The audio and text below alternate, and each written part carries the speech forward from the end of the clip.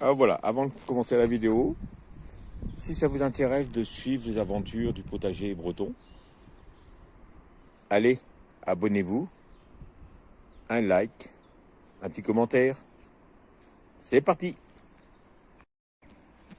Bonjour à tous. On va voir l'avancement des travaux de la haie. Donc comme vous voyez, il y a là. Donc là, je vais vous parler de deux chaînes. Pas trop libre, un potagiste breton, au jardin de Louvain. Donc c'est pareil, lui c'est en Normandie qu'il est. Donc on a à peu près les mêmes types de temps. Hein. Voilà, j'avais oublié de vous parler de ces deux chaînes-là, dernier coup. Alors voilà, vous voyez ici, donc ça avance. Juste pour vous montrer, vous voyez, il y a des petites cavités, tout ça. Donc je vais en faire un ici, et j'en ferai un autre là-bas. Donc il peut y avoir des grenouilles, les limaces qui vont venir dedans, donc, et d'autres insectes, de manière à avoir une bonne biodiversité. Vous voyez, là j'ai commencé tout ceci. Après le reste, ça va être à la tronçonneuse. Vous voyez, là j'ai commencé à bien dégager. Et j'ai encore tout le fond à faire. Vous voyez, ici, j'en ai pas mal de branchages. Vous voyez, je vais vous montrer. Après, le temps est pluvieux, donc ce qui n'est pas, ça n'arrange pas pour broyer les branches, surtout que c'est un broyeur électrique. Vous voyez, ici, il y a pas mal de branches encore. Alors, je vais vous montrer à deux endroits. Vous voyez, regardez. Ici, un chou romanesco. On peut dire, il est nul.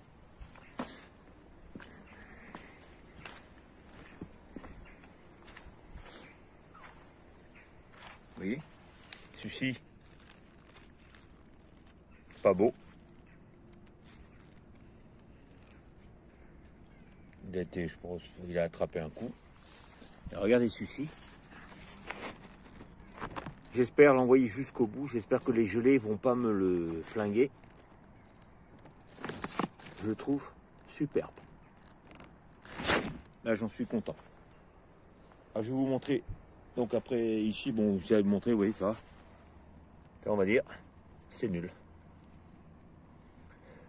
J'arrive jamais à faire des brocolis.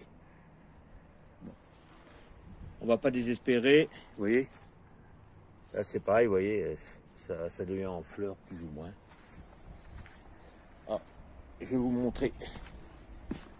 Hop.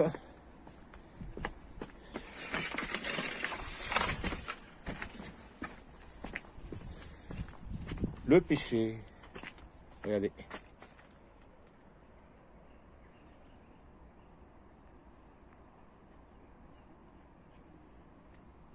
Hop, je vous reprends.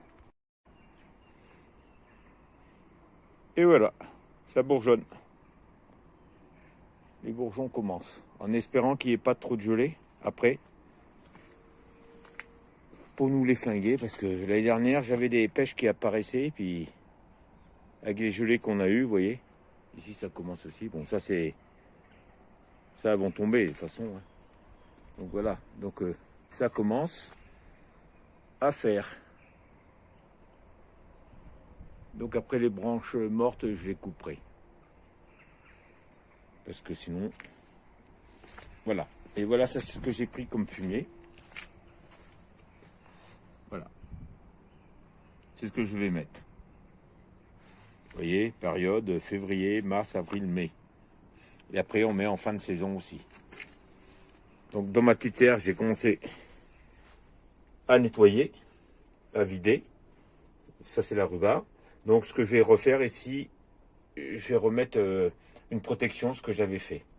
Ce que j'ai mis dans mon garage là. Mais là, je vais la remettre. Je vais attendre un tout petit peu avant de remettre, faire des semis là-dedans, parce que sinon, faut qu'elles prennent bien. On va voir, il y aura les petits pois, des choses comme ça à faire. Voilà, et pour finir dans la serre, les oignons, vous voyez, qui ont repoussé. Et ici aussi, c'est pareil. Donc on va laisser. Alors, quand je fais des semis d'oignons, je les replante. Et quand je récolte aussi des bubis, il y a des petits, c'est comme des bubis. Ben, les bubis, enfin quand je les garde, et je les replante, au lieu d'en acheter. Voilà, j'essaye de faire que des semis. Vous voyez, champignons qui commencent à arriver aussi. Donc après, j'ai tout à nettoyer ici. Comme je vous ai dit, cette année, j'ai fait une allée comme ça. Ça permet de passer, de ne pas marcher sur les zones. Donc j'ai fait un plan pour tout ça. Après, tout ça, ça va retourner dehors. Pour protéger les cultures. Comme vous aviez vu aussi, les cloches de culture que j'avais utilisées.